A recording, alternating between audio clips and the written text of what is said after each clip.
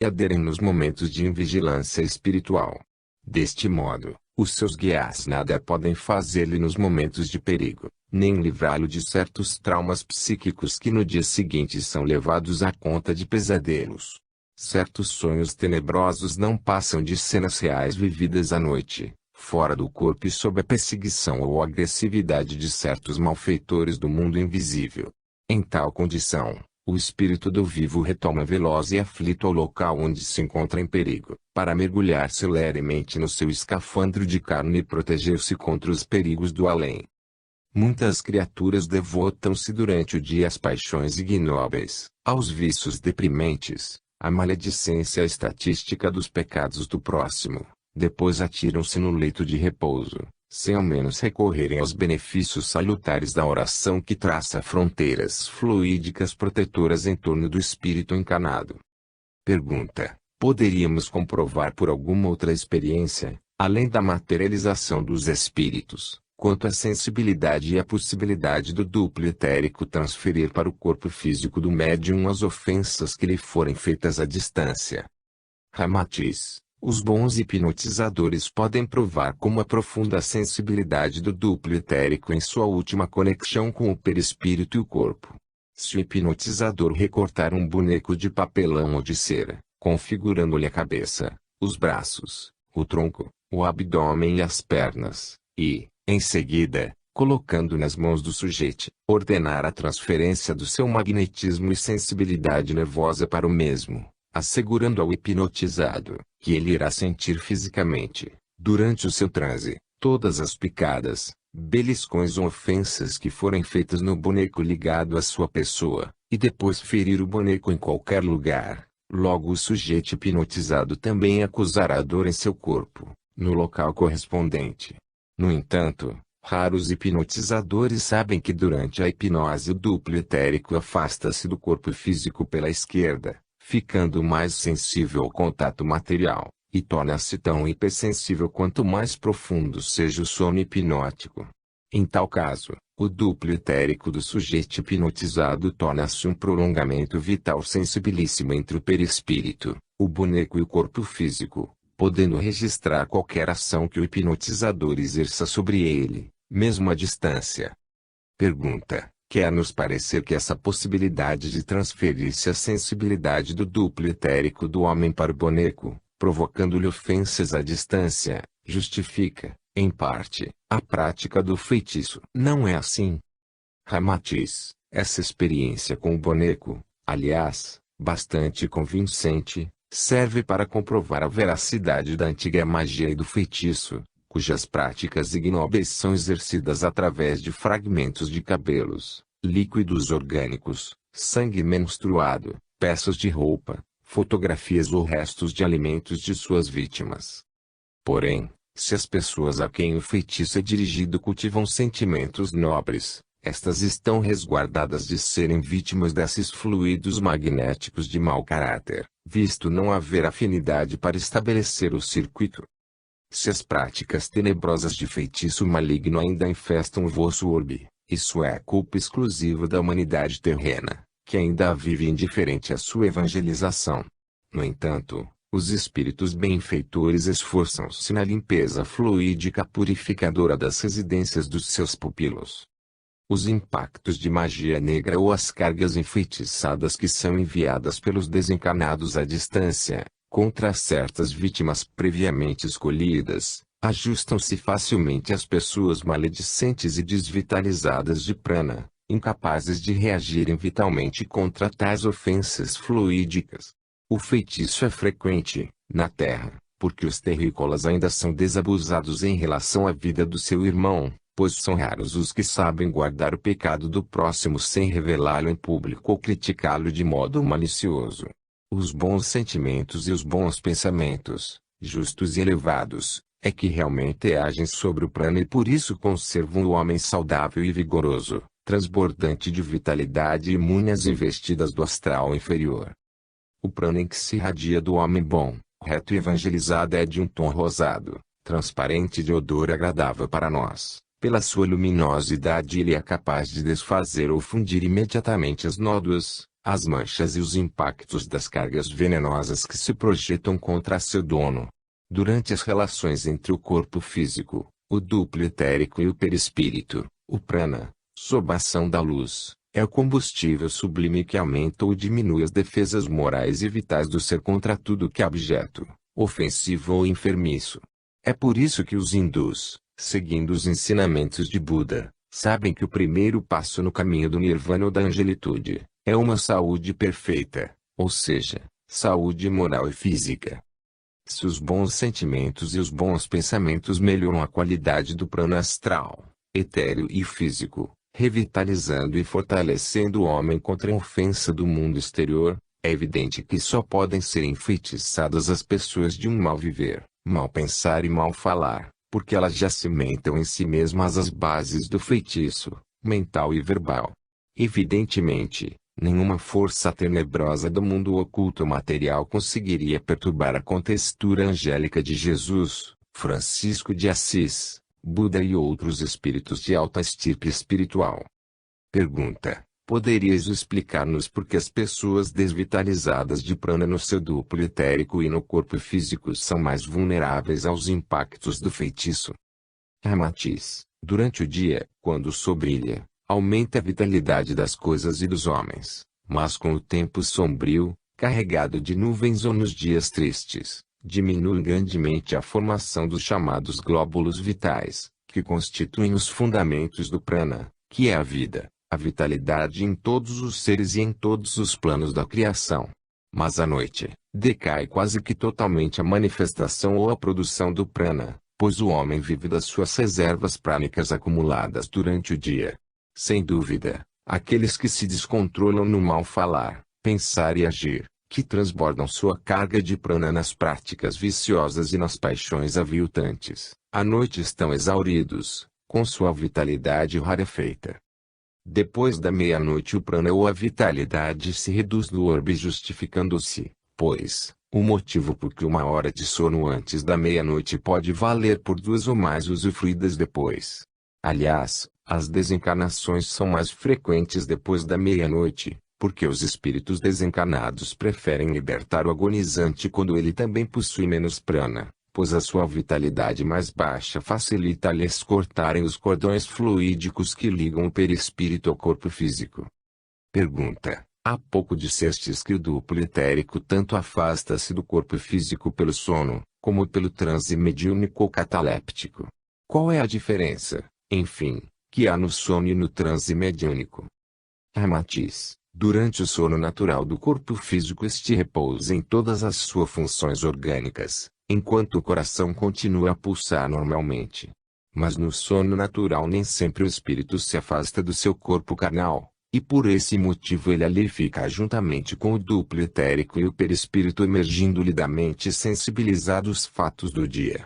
Algumas vezes, durante essa liberdade parcial do espírito, a associação de ideias cotidianas auxilia a evocar cenários, acontecimentos e pessoas que lhe produziram maior impressão nas vidas passadas. O homem então se acorda tendo sonhado que fora um fidalgo, um sacerdote ou príncipe, doutra feita, viu-se como um mendigo, um malfeitor, um aleijão repudiado e, por vezes, líder dos povos. No entanto, como ele sempre colhe os efeitos das causas pregressas, ignora que em vez de um sonho pode ser a realidade que já viveu em condições melhores ou piores. Quantas vezes o militar atrabilhário e intolerante perde os seus galões na próxima existência terrena e passa a envergar os trajes do mendigo, em que a vida o maltrata e humilha, obrigando-o a adquirir virtudes numa situação servil. Eis a diferença entre o sonho e o transe mediúnico, pois neste último duplo etérico afasta-se bastante do organismo físico e do perispírito, para facultar maior extração possível de ectoplasma do médium. E, em tal momento, diminuem as relações entre o perispírito e o corpo físico, e disso resulta a inconsciência parcial ou completa do espírito encarnado na matéria. Em tal circunstância, o duplo etérico deixa de atender com proficiência às relações do espírito com a carne, e assim não corresponde às solicitações comuns da consciência perispiritual e física. Deste modo, o médium ingressa num sono profundo e inconsciente, que muito se assemelha ao transe hipnótico, mas necessário para as entidades desencarnadas terem bom êxito nos trabalhos de voz direta, materializações e transportes, que exigem maior afastamento do seu espírito e menos interferência anímica nos fenômenos. No estado de sono natural, o conjunto psicofísico do homem mantém-se uníssono, enquanto o espírito pensa e vive em si mesmo as coisas que lhe emergem do subconsciente e as confunde com sonhos. Entretanto, no transe mediúnico, o seu espírito é afastado do conjunto pelo maior desligamento do duplo etérico, e nesse caso, fica mergulhado no reino espiritual e num estado de completa inconsciência, sem participar dos fenômenos da matéria. Capítulo 20. Os chakras. Pergunta: embora já tenhamos algum conhecimento da matéria, chakras ou centros de forças do duplo etérico, quer pela leitura de obras de vossa autoria espiritual e de outros que tratam do assunto, gostaríamos que nos explicasses, tanto quanto possível, esse tema complexo e ainda desconhecido para a maioria dos espíritas. Matiz: embora para alguns neófitos espíritas o problema dos chakras ou centro de forças etéricas ainda signifique assunto controverso e algo duvidoso, o certo é que os hindus, egípcios, caldeus e outros já trataram dessa matéria antes mesmo da era cristã. As estátuas de Buda, que viveu 600 anos a.C., principalmente a de Todaiju, em Nara, no Japão, erigida em 749, já apresenta o iluminado instrutor espiritual da Ásia com o chakra coronário situado no alto da cabeça envolvido por uma grinalda de chamas esculpidas na pedra, significando a união das forças espirituais dos mundos superiores com as energias do mundo físico em evolução. O conhecimento dos centros de forças etéricos, portanto, remonta de longos séculos, pois os hierofantes, clarividentes egípcios e hindus sabiam julgar da capacidade dos seus discípulos e adeptos pela simples visão da transparência, colorido e da extensão do diâmetro de cada chakra do duplo etérico, os quais se apresentam como espécies de redemoinhos resultantes do choque das energias etéricas do mundo superior, quando entram em contato turbilhonante com as forças etéricas agressivas e vigorosas do plano físico. Do encontro das energias sutilíssimas descidas do alto e das forças primárias que sobem da terra carregadas de impurezas próprias do mundo animal instintivo, resultam os chakras ou motos vorticosos, espécie de discos giratórios etéricos em alta velocidade. O fenômeno é algo semelhante ao que acontece na atmosfera do orbe, quando as correntes de ar frio que descem das nuvens pejadas de água entram em choque com as correntes de ar quente que sobem da crosta terráquea, resultando os redemoinhos de vento ou tufões. Os chakras, quando observados de perfil em seu veloz funcionamento giratório, assemelham-se a verdadeiros pratos ou pires de energias turbilhonantes com característica depressão no centro, vistos de frente, lembram o movimento vertiginoso das hélices dos aviões, mas despedindo cintilações de cores devidas ao prana ou vitalidade que os irriga e se decompõe de modo prismático. Nas criaturas superiores os chakras em funcionamento giratório lembram o beija-flor imóvel, no espaço, sustentado na sua incrível façanha vibratória, pela dinâmica veloz de suas asas, como centros ativos situados no duplo etérico, entre o corpo físico e o perispírito. Eles aurem as energias sutilíssimas do mundo espiritual superior e as encaminham para o corpo físico, fundindo-as com a vitalidade ou o prana astral. Absorvem, também, as forças violentas, primitivas ou instintivas da Terra para o sustentáculo carnal no cenário da matéria.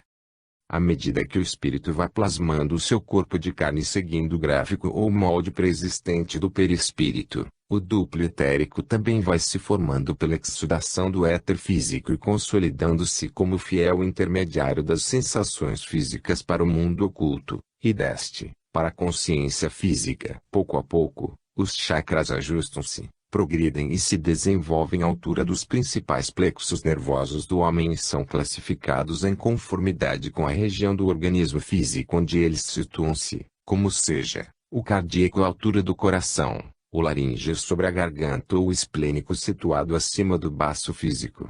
Eles giram como os ponteiros dos relógios, da esquerda para a direita, situando-se a 6 ou 7 milímetros na superfície do duplo etérico. São os centros humanos responsáveis pela irrigação de vitalidade ainda desconhecida da ciência acadêmica, ao captarem o prana, que é o combustível essencial da vida. Os chakras localizam-se nas seguintes regiões do corpo físico: básico ou kundalini, na base da espinha, junto ao plexo sagrado, esplênico, na região do baço, junto ao plexo mesentérico, umbilical ou gástrico, sobre o estômago, junto ao plexo solar, cardíaco, na região precordial, junto ao plexo cardíaco, laríngeo, sobre a garganta, junto ao plexo laríngeo, frontal ou cerebral, situado na fronte, entre os supercílios, plexo frontal, coronário, no alto da cabeça, na forma de um cone, plexo coronário. Sem eles o espírito não poderia exercer o seu controle e sua atividade sobre o corpo físico, nem tomar conhecimento das sensações vividas pelo mesmo, pois eles transferem à região anatômica correspondente cada decisão assumida pelo espírito no seu mundo oculto. Pergunta: essas energias etéricas que os chakras absorvem e fluem para o corpo físico, poderiam ser identificadas por um aparelhamento de precisão do nosso mundo? Ramatiz: em face do crescente aperfeiçoamento dos vossos equipos de laboratório, cremos que, em breve, identificareis a contextura do duplo etérico e dos seus centros de forças, pois o éter físico, conforme já dissemos, embora seja invisível, ainda é matéria rarefeita que possui cor, peso, temperatura e odor. Os clarividentes conseguem vê-lo na forma de ondas, vibrações ou emanações coloridas, vibrando em correspondência com as 7 cores fundamentais e os matizes do arco-íris ou do espectro solar. Pergunta: os chakras são idênticos em sua forma e função, em todos os homens? Ramatiz: nos indivíduos espiritualmente desenvolvidos, os chakras, rodas, pires, discos gigantes ou motos vorticosos são amplos, esplendorosos e sumamente brilhantes, prismados por cores translúcidas e fascinantes, pois chegam a atingir até 20 centímetros de diâmetro no seu giro turbilhonante. No entanto, às vezes, eles se apresentam em cores escuras e oleosas, de diâmetro reduzido até uns 5 centímetros, com um giro emperrado, característico do indivíduo primitivo, tal como o aldeão, o caboclo, o colono, o bugre ou o mujique russo. Quando bastante expansivos, dinâmicos e potentes se apresentam os chakras, eles canalizam maior soma de energias vitais e psíquicas de boa qualidade, facilitando desenvolver faculdades superiores. Pergunta: já encontramos em obras espíritas a menção dos chakras como centros de forças do perispírito, e não do duplo etérico. Que dizeis? Ramatiz: na realidade, existem centros de forças tanto no duplo etérico, quanto no perispírito. A diferença é que no primeiro são propriamente os chakras, isto é, discos giratórios, rodas turbilhonantes mas de forças etéricas que se dissolvem com a morte do homem. No perispírito, entretanto, trata-se de centros estáveis e definitivos, que não se decompõem com a desintegração do corpo físico, pois são órgãos preexistentes desse corpo imortal. Enquanto os chakras do duplo etérico são verdadeiros redemoinhos em miniatura ou motos vorticosos de energias etéricas prismando cores de acordo com a decomposição do prana que os irriga em todos os sentidos, os centros de forças do perispírito são núcleos de força astral e mental acumulada, e situam-se, também, sobre os plexos nervosos do homem e quase ao nível dos próprios chakras etéricos. Mas há distinguir que os chakras são centros etéricos do duplo etérico, isto é, do corpo provisório entre o organismo físico e o perispírito, enquanto os centros de forças perispirituais são preexistentes impregnados de substância astralina e mental. O centro coronário do perispírito é um fabuloso equipo sem analogia na linguagem humana, é a sede das mais avançadas decisões do espírito imortal. No entanto, o mesmo chakra coronário do duplo etérico é tão somente um elo de conexão, uma ponte viva sensibilíssima, mas sem autonomia, a unir o mundo divino perispiritual com o mundo humano da criatura em aperfeiçoamento. Em resumo, os chakras são transitórios, fruto do choque das correntes etéricas superiores descidas do alto éter físico em ascensão da Terra, desintegram-se com a morte física, servem de conexão entre os mundos astral e material, mas não possuem consciência própria nem funcionam à parte, pois obedecem ao comando do perispírito. No entanto, os centros de forças do perispírito funcionam como subestações do espírito e efetuam inúmeras providências sob um automatismo inteligente, fruto de milênios de aperfeiçoamento, tal qual acontece com o plexo solar ou abdominal do homem, que comanda e disciplina fenômenos do corpo humano sem necessidade da intervenção direta do espírito. É mesmo considerado uma segunda estação cerebral, que promove os movimentos da translação da criatura e demais acontecimentos comuns. Para nós, no entanto, interessa atualmente o estudo do duplo etérico e os seus chakras na área espiritista, coisa que também outros espíritos e autores espíritas já vêm realizando a contento. Alguma citação que confunde a posição do veículo etérico ou perispiritual, quanto à realidade desses centros de forças, não implica em prejuízos, pois tanto os chakras do duplo etérico quanto os centros de forças perispirituais funcionam intimamente ligados e nas mesmas zonas dos plexos nervosos. Os detalhes minuciosos, que podem distinguir uns dos outros, deixamos para obras futuras, quando os adeptos espíritas já estiverem mais familiarizados com a complexidade da matéria em foco.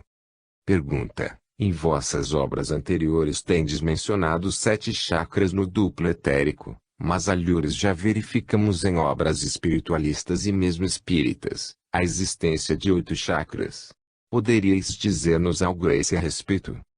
Ramatiz: os chakras mais importantes do duplo etérico são em número de 7, embora ainda existam mais 300 menores em desenvolvimento, porém sem importância para o nosso estudo atual. A pedagogia espiritual, por enquanto, pesquisa, mais a fundo, os 7 chakras principais e de maior relevo nas relações entre o mundo oculto e o plano físico. Eles podem ser acelerados, desenvolvidos ou despertos através de certas disciplinas de positivação da vontade ou técnica respiratória, como a Kriya Yoga, mas é aconselhável que isso seja feito em concomitância com o aperfeiçoamento moral e o controle mental do ser. De todos os chakras, o mais perigoso de ser desperto prematuramente é o chakra básico, sede do Kundalini ou do fogo serpentino, pois sem a garantia de uma boa graduação espiritual o homem que o abre perde-lhe o domínio ante o primeiro descontrole emotivo ou mental em desfavor alheio, enquanto sua ira, desejo de vingança ou maus pensamentos são quase que imediatamente concretizados sobre as vítimas em mentalização. Trata-se de energia violenta e agressiva, embora criadora, que em fuga atinge maleficamente o perispírito e alucina-lhe as células perispirituais, destrambelha os nervos do imprudente e depois de desencanado atira-o nos charcos do astral inferior como um animal ferido por 1000 aguilhões. No entanto, disciplinada e sob direção moral superior em criatura evangelizada, ela ativa os centros de forças do perispírito e faculta o desenvolvimento mais breve da mediunidade. É força primária e hostil como a seiva que sobe pelo cavalo selvagem onde se enxerta a muda superior, vem do centro da terra e na sua ondulação retilínea lembra de fato uma serpente de fogo e a sua característica denominação de fogo serpentino. Pergunta: poderíeis citar alguns casos de homens que despertaram tal centro prematuramente? Ramatiz: Rasputin desenvolveu um chakra básico e deu maior vazão ao fogo serpentino. Isso lhe permitiu acentuado poder sobre as mulheres, mas em face de sua graduação espiritual inferior, ele só aproveitou essas forças para fins egocêntricos e de absoluto usufruto pessoal. Hitler também hipnotizava as multidões e impressionou homens de talento, apesar do seu exagerado narcisismo, flagrante alucinação mental e a paranoia perigosa sob o mais frio egolatrismo.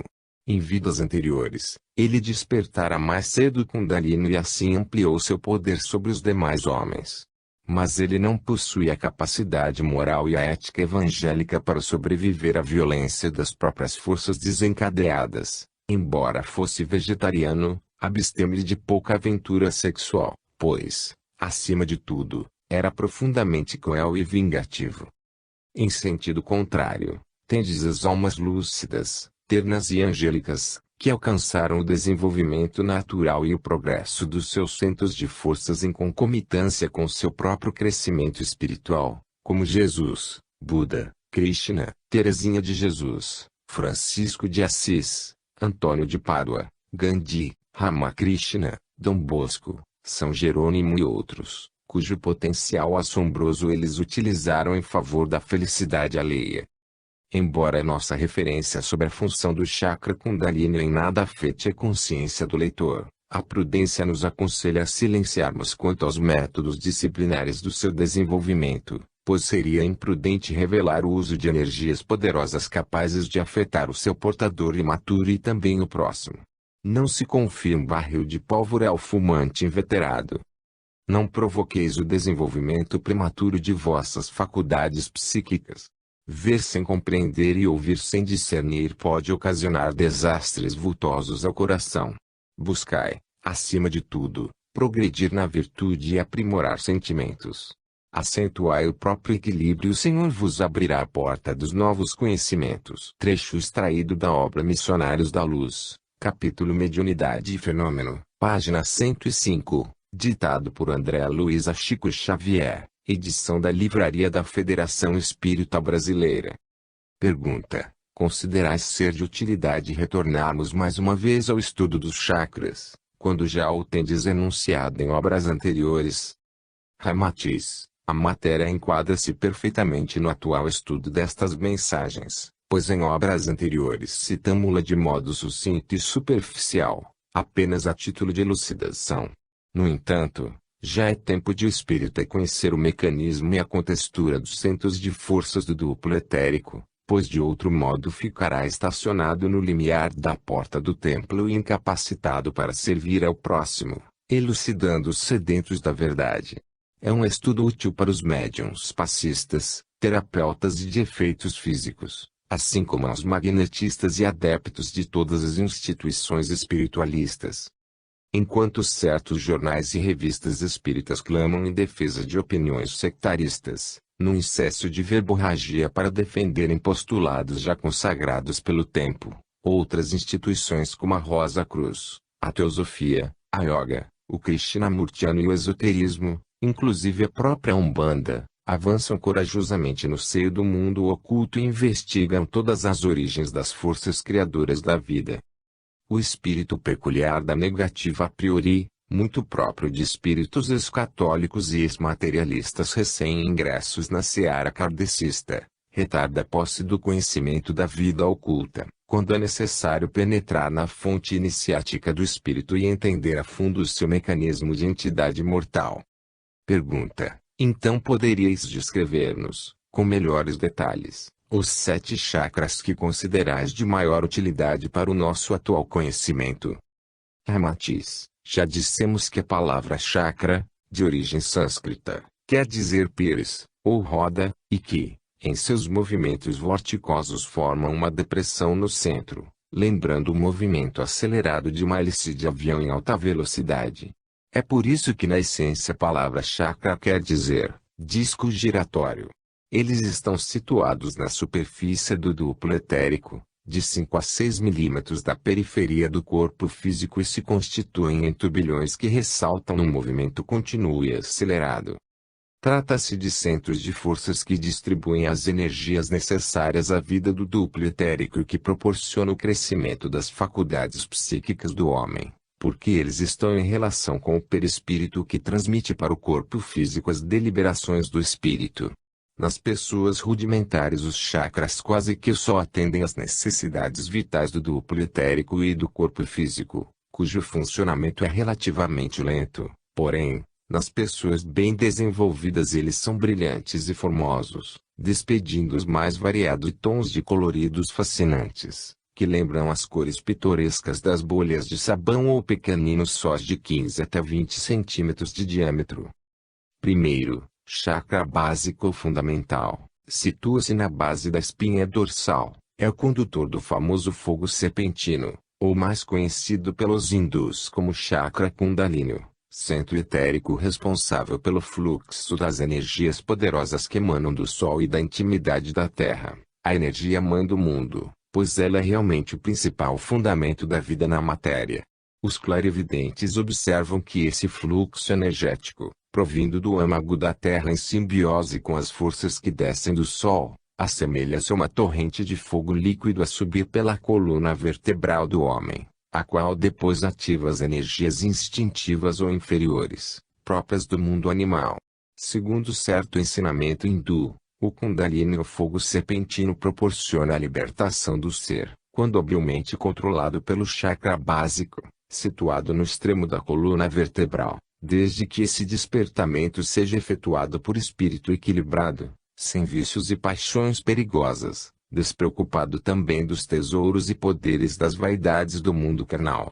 Assim os yogis tornam-se os senhores do Kundalini, mas os tolos, os ambiciosos e os imorais, quando de posse de tal energia incomum, são escravos e joguetes de uma força que os massacra.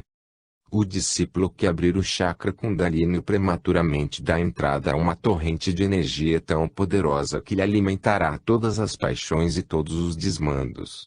Os seus desejos serão satisfeitos quase que de imediato e terá poder sobre as demais criaturas, mas o orgulho poderá explodir e o recalque sensual dominá-lo do modo a realizar os piores caprichos e ações sobre o próximo. Os chakras ou centros de forças etéricas sobre o duplo etérico do homem. A. Chakra coronário. B. Chakra frontal. C. Chakra laríngeo. D. Chakra cardíaco. I. Chakra esplênico. F. Chakra umbilical. G. Chakra básico ou Kundalini. O fogo serpentino ou Kundalini foi muito utilizado nas velhas escolas de magia negra da Caldeia, Lemúria, Assíria e do Egito, cujos sacerdotes coligados sob o nome da Serpente Vermelha, ou os Filhos do Dragão, mantinham escolas secretas e instituições satânicas, cujo fim era o domínio material da Terra e a intenção de assumir o comando sensual da humanidade encarnada, em detrimento das forças espirituais internas que operavam mantendo a intimidade do orbe ligada à administração angélica. Eles efetuavam trabalho agressivo contra os emissários do alto ou das chamadas forças do Cordeiro, assim como tentavam anular as providências que sabiam estarem sendo movimentadas para a descida do excelso Espírito, que deveria se encarnar na Terra, como Jesus, o Salvador, o enviado excelso do Pai. Osíris, murmurei estremecido, por me encontrar tão perto da divindade. Não é Osíris, disse a aparição, mas Cristina Christi. Este trecho é da obra Para Homem Meptá, de Rochester, onde se conta a verdadeira história de Moisés. Refere-se ao momento em que o espírito de Cristina Christi, que um milênio depois seria Jesus de Nazaré, aparece ao faraó e a Moisés, pedindo que este evitasse o derramamento de sangue. Extraído das páginas 87 e 88, obra editada pela LAC, São Paulo. Pergunta: como se processa essa ação ou influência do fogo serpentino pelo chakra Kundalini, situado na base da espinha dorsal? Matiz: quando essa energia sob irriga o centro frontal do homem inferior, alimenta-lhe o orgulho da personalidade terrena, cujo símbolo é mesmo a figura da serpente, tão material que se arrasta pelo solo, age perfidamente e termina hipnotizando o adversário invigilante. Quando, em vez da fronte, atinge o coração sem o devido controle espiritual emotivo, isso aviva os maus sentimentos, dá-lhes força e estímulos para a dureza cordial. O Kundalini é um combustível poderoso, que flui da intimidade terráquea ou das zonas de maior ebulição primária, onde as energias criadoras do planeta fundem-se num abraço selvático e agressivo, embora elas sejam o sustentáculo da vida rudimentar no orbe. Mas são forças que alimentam a vida primária, selvática e vigorosa, constituem-se na forma de éter físico grosseiro, em ondas, para alimentar a natureza animal, se o seu dono não for um espírito superior. Por isso os mestres espirituais do Oriente evitam de ensinar o método de desenvolver o chakra Kundalini, a fim de que os homens de paixões do mundo inferior não sejam suas vítimas por lhes faltar a força moral superior. De outro modo, eles serão vítimas de sua própria imprudência, tal qual já aconteceu a diversos magos do passado, que, subestimando o poder das forças planetárias desatadas através do seu próprio corpo etérico, terminaram destruindo-se no vórtice das mesmas e sem poder controlá-las, tal qual o cavalo indócil que, em disparada, arrasta a carruagem mal sustida pelo cocheiro debilitado. No entanto, o Kundalini também é um chakra utilíssimo, pois em função normal e disciplina biológica própria do homem superior, ele reativa os demais chakras através do fluxo do seu fogo serpentino, que se acumula e se distribui à altura do plexo sagrado. Sob o comando de um espírito superior, como Buda, Jesus ou Francisco de Assis, cuja vida foi de absoluta função sacrificial em favor da humanidade, a energia primária do Kundalini sublima-se pela contínua aplicação somente às coisas elevadas, fazendo que os seus resíduos deletérios baixem para o subsolo do próprio planeta de onde provieram. Pergunta: podeis descrever a conformação e a função do chakra Kundalini, de modo a podermos reconhecê-lo em experiências futuras? Ramatiz: ele localiza-se junto ao plexo sagrado, e durante o seu giro apresenta-se a visão astral apenas com 4 raios, formando sugestiva figura de uma cruz no seu centro etérico, a qual se apresenta numa cor vermelha alaranjada, com algumas fulgurações escarlates, em tons fugitivos incandescentes, por vezes num tom sanguíneo suave, semelhante à linfa da vida física que é o próprio sangue humano. O chakra Kundalini, básico ou fundamental como é mais conhecido, aliás, o mais primitivo e singelo de todos na sua manifestação algo-física, é um dos principais modeladores das formas e dos estímulos da vida orgânica. Quando muito desenvolvido, mas de insuficiente controle, pode levar o homem à loucura, porque a sua ação muito forte acicata o desejo sexual, semeando a satisfação aberrativa.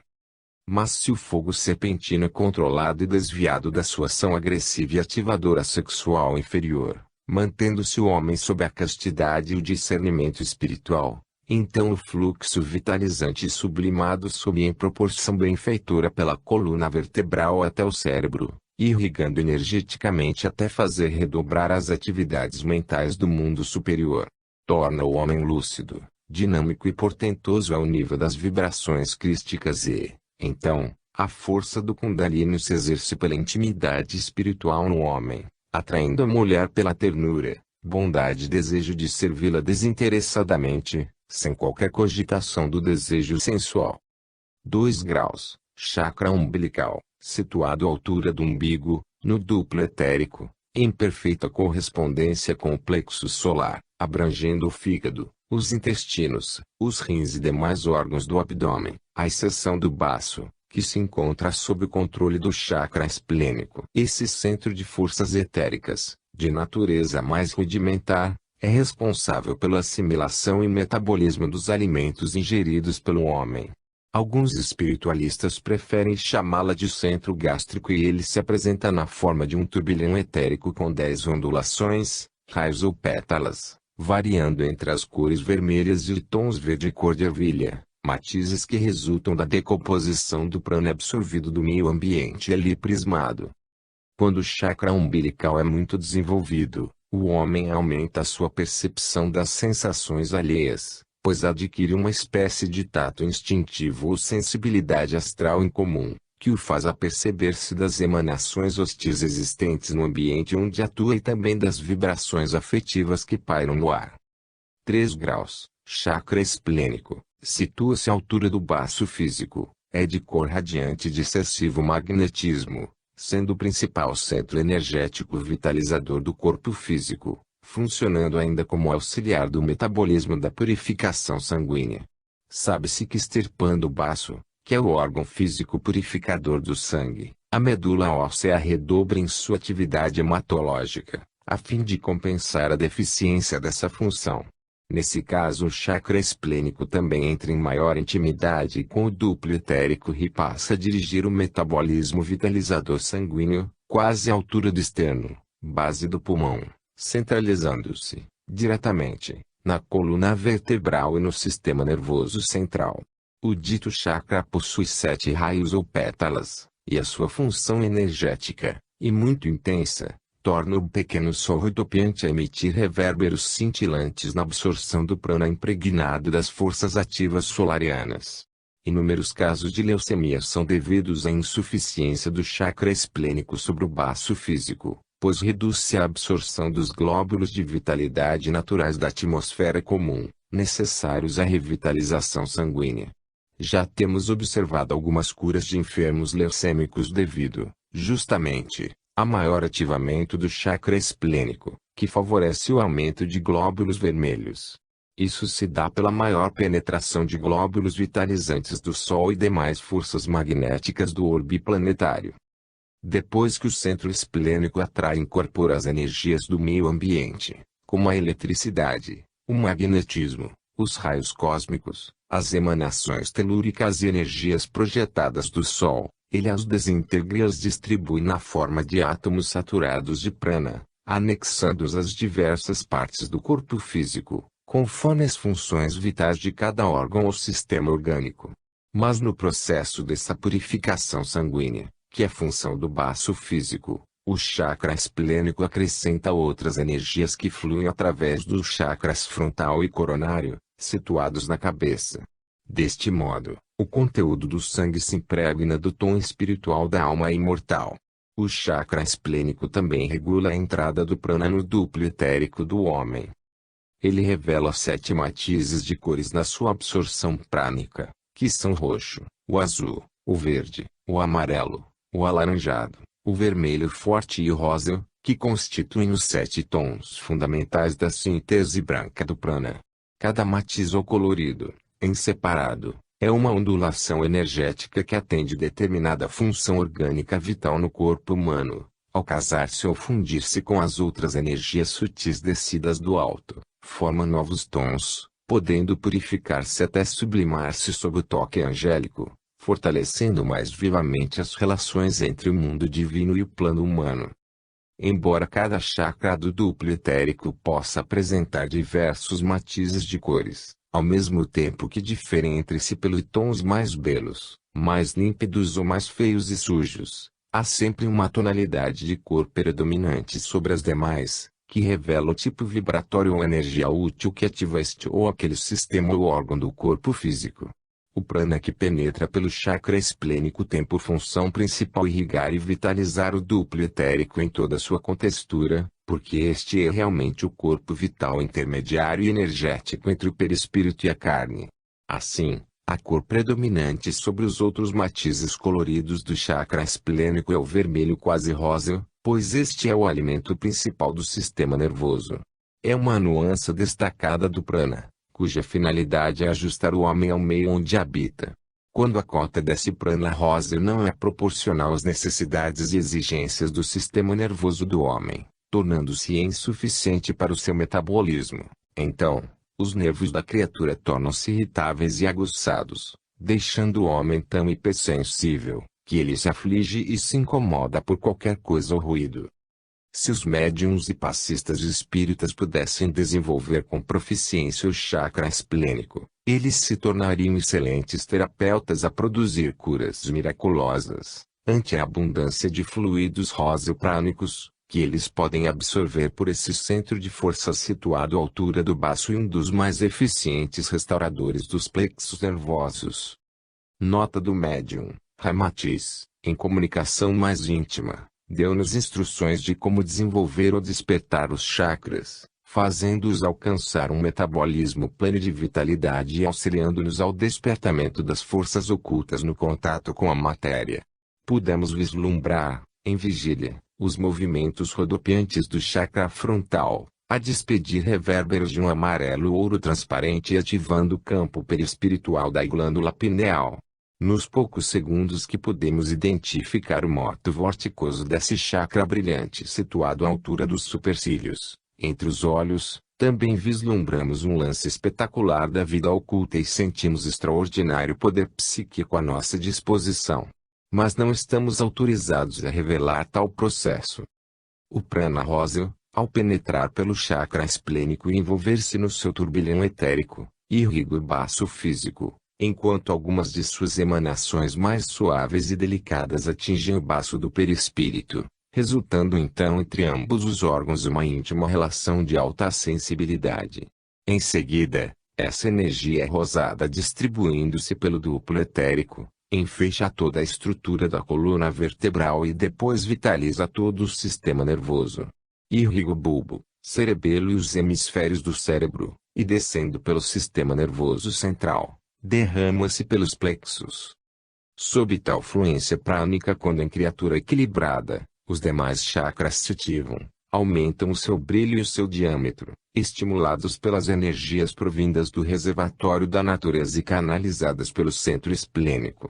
Depois de irrigar o corpo físico em toda sua extensão e profundidade, e ativar as relações entre o perispírito e o corpo de carne, o prana róseo, como principal vitalizador do sistema nervoso, perde o seu tom róseo fundamental, pois exaure-se no seu energismo peculiar ou vitalidade, que distribui pelos diversos órgãos ou sistemas do homem. Cumprida sua função vitalizante, ele descora-se, passando a fluir para o mundo exterior algo enfraquecido, formando assim uma aura em torno do duplo etérico, conhecida pelos ocultistas como aura vital. É a conhecida aura da saúde, constituída pela exsudação do prana residual anteriormente penetrado pelo chakra esplênico, que, depois, se apresenta aos olhos dos clarividentes num tom azulado pálido ou róseo bastante descorado. Essa aura da saúde não deve ser confundida com a aura do perispírito, cujas emanações e cores obedecem a outro processo de ciência transcendental, pois ela flui dos corpos mental e astral. O homem cujo chakra esplênico funciona em plena atividade é então alguém que vem de saúde no dizer comum, pois as partículas róseas do prana utilizado pelo corpo físico alimentam-se de um magnetismo tão intenso, que se assemelha a uma usina vitalizante, e os que dele se aproximam são beneficiados terapeuticamente. São pessoas que sempre deixam em torno de si uma elevada taxa de energia que é perceptível tanto nos seus atos, como nos seus gestos e nas palavras, embora nem todos se apercebam disso. As criaturas cuja aura da saúde é prodigalizante de energia, fortalecem, reanimam e vitalizam os outros com sua simples presença. No entanto, aquelas cujo chakra esplênico funciona de modo deficiente, tornam-se verdadeiros vampiros das forças alheias, assemelhando-se a cabos elétricos de sucção, pois absorvem dos outros as energias que lhes vibram à flor da pele. Essa absorção é tão intensa, quanto seja a capacidade do indivíduo captar o prana róseo alheio para sua nutrição pessoal. Nota do médium: Jesus curava as criaturas pelo simples ato de lhe tocarem as vestes. Inúmeros taumaturgos têm feito curas miraculosas apenas impondo suas mãos sobre os enfermos. Certo funcionário bancário de nosso conhecimento, em Curitiba, possui tal reserva de vitalidade, que em dias de nossa desvitalização fizemos a experiência de apertarmos-lhe as mãos e logo nos sentimos reconfortado, desaparecendo a nossa debilidade vital. Daí, pois, a necessidade dos médiuns ou passistas aprofundarem-se no estudo do duplo etérico e do seu sistema de chakras, pois caso desejem realmente proporcionar o bem ao próximo com a doação de energias excepcionais, terão de conhecer o processo que os ajude a aumentar suas cotas de vitalidade ou prana, uma vez que o milagre ainda é matéria fantasiosa na Terra. Quase sempre, tais médiuns oferecem aos enfermos a sua vitalidade minguada e ainda poluída com as paixões e os vícios do álcool, fumo e da carne. É por isso que a maioria mostra-se completamente exausta em seguida a mais singelo trabalho de socorro vital ao próximo.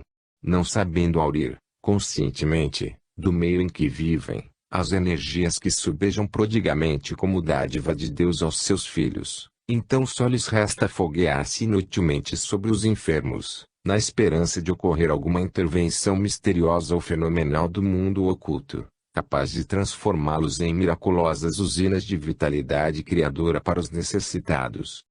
Aliás, deveria servir de advertência para os médiuns, terapeutas indisciplinados ou leigos na arte de vitalizar o próximo, o fato de que certas árvores como o pinheiro, o eucalipto, o cedro e a mangueira, chegam a absorver do ambiente o prana róseo adequado ao próprio homem, à sua sombra ou vizinhança. Muitas pessoas que sofrem de esgotamento nervoso, Depois mantêm-se eufóricas e recuperadas na sua saúde, porquanto elas significam verdadeiras antenas vivas captando do mundo oculto as forças benfeitoras que depois são doadas ao homem num serviço elogiável e superior à maioria dos seres vivos.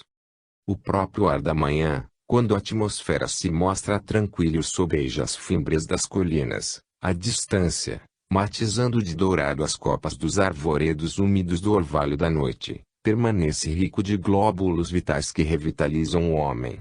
Conforme lembramos, o duplo etérico, além de sua absorção prânica para o corpo físico, tem a função de vitalizar o perispírito nas suas relações com a matéria, como seja, adensá-lo na sua contextura imponderável de modo a ajustá-lo, tanto quanto possível, às necessidades do organismo carnal.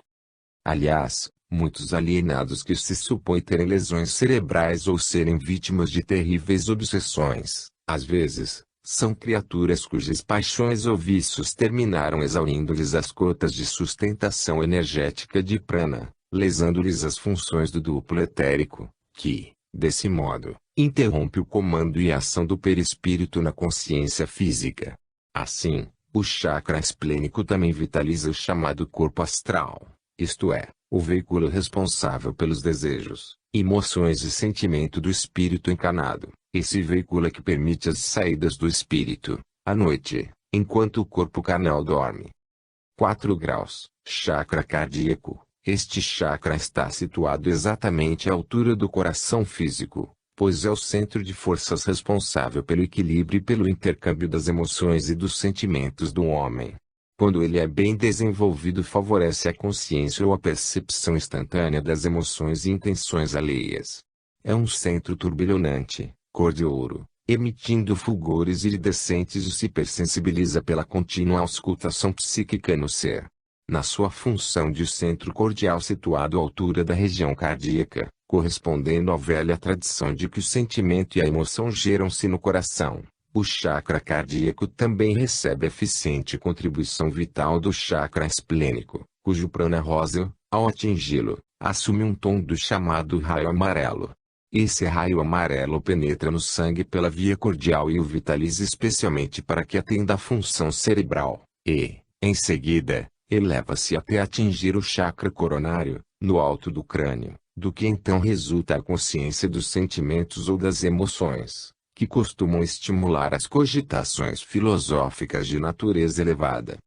O homem cujo cérebro é fortemente vitalizado pelos fluidos prânicos do chakra esplênico, depois combinados com os do chakra cardíaco, em verdade, suas emoções e sentimentos são mais propriamente resultantes das elucubrações metafísicas. Enfim, o chakra cardíaco, quando bem desenvolvido, confere ao seu portador o dom de auscultar ou sentir os fatos do mundo astral, isto é, o dom do pressentimento, em que sentimos instintivamente os acontecimentos futuros. O chakra cardíaco nas pessoas sinceras, humildes e meigas, de sentimentos nobres e ternos, mostra-se na plenitude de um sol que despende fulgores dourados, sem analogia nas escalas cromáticas do mundo. É um centro cordial, que as faz compreender e sentir os sentimentos e as ansiedades do próximo. 5 graus, chakra laríngeo, situado à altura da garganta física, conhecido pelos hindus que o chamam de Visuddha, está próximo do plexo nervoso e na perpendicular do chakra frontal, do qual também recebe certa cooperação. Auxilia o desenvolvimento do ser e audição astral e etéreo-física. Sua mais importante função é sustentar e controlar as atividades vocais, o funcionamento das glândulas timotireoide e paratireoides, estabilizando definitivamente a voz depois da época da puberdade, em que a menina se transforma em mulher e o menino se faz adulto. É um centro de forças etéricas responsável pela saúde da garganta e das cordas vocais. Ele carrega a vitalidade que deve suprir o mecanismo vocal e o dispêndio energético no falar. É um órgão muito ativo e brilhante nos grandes cantores, poetas célebres, oradores sacros e homens que revelam o dom incomum da palavra, o magnetismo, a voz hipnótica.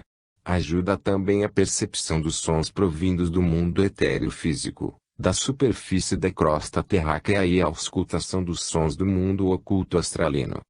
A sua cor predominante é de um azul claro, matizado de suave lilás ou tom violeta, brando, mas o seu aspecto geral, quando em boa disposição funcional, lembra a tonalidade de formoso raio de luar pousado sobre o mar tranquilo.